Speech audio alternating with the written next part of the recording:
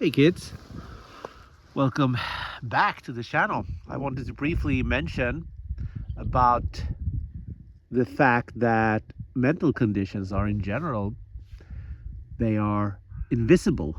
You don't see them. It's not like you have another handicap, maybe like missing a leg or being blind and so on.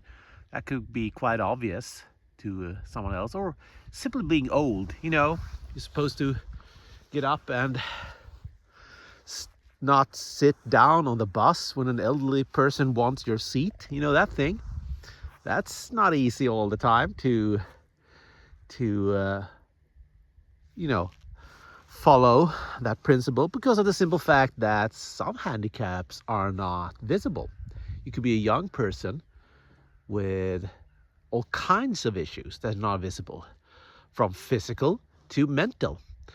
And if you're having a mental breakdown at the very moment you're traveling the bus, which some people do, it's not, it's not very obvious that you should perhaps get up for the old person want to sit down.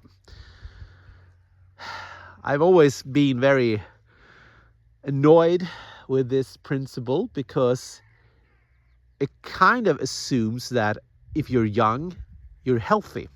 And that's not the case. Not at all.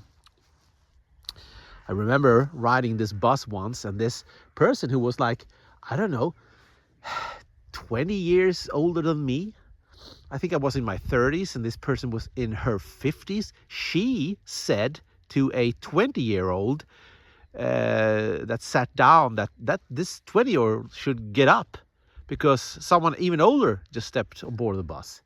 That pissed me off, because I could see that this young person was in some real bad place, in a state of distress.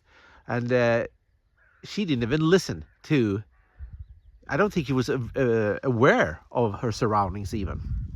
But this annoying 50-year-old kept on going.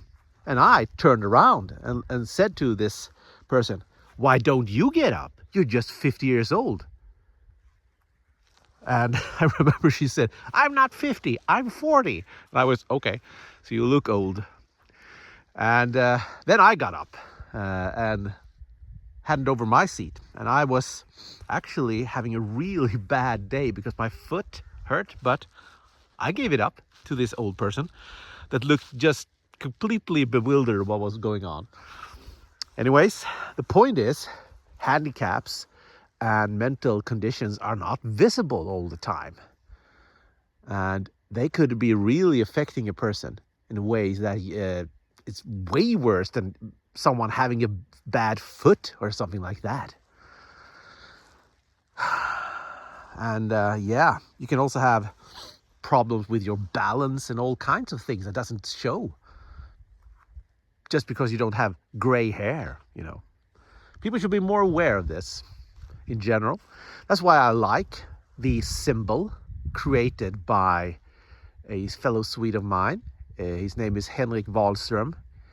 I don't want to call him a comedian, but he has become one because he has this Instagram channel. I will put the links in the description, where he talks about mental health issues in general, and he makes good comedy, all in Swedish, of course, so you won't get anything probably, but he has made a huge impact, and he has created this symbol, this heart with a smiley on its side, but this smiley it could also be interpreted as a sad smiley as well, which reflects his own condition. He is bipolar, I believe, and he struggled hard with this in his life. So he created this symbol, and it is a very adorable symbol, and it's starting to spread, and I've seen it used several times. I've seen it on people's, death ads and stuff like that, where they use this symbol, which is both very loving and heartbreaking at the same time, because it's a person who has struggled. probably in life. I mean, why else would you use such a symbol on their on a note of their death? It's a cruel world out there for people with mental health conditions, and people should be aware that it's not always visible. Now, I'm pretty sure most of us don't want to wear this symbol all like this on their clothes all the time. But there are times and places where we should use it, just to spread awareness. Now, it won't work in a situation like the one I described in this beginning, of course. It's not like, hey, and then you point to some tag on your jacket with this symbol. And I mean, that's just ridiculous, because what we need to make people understand is things are not superficially clear all the time. That's the point of this symbol, to remind you of this, not to wear as a tag that, hey, there's something wrong with me, or I'm an ally of someone who suffers with something. That's not the point.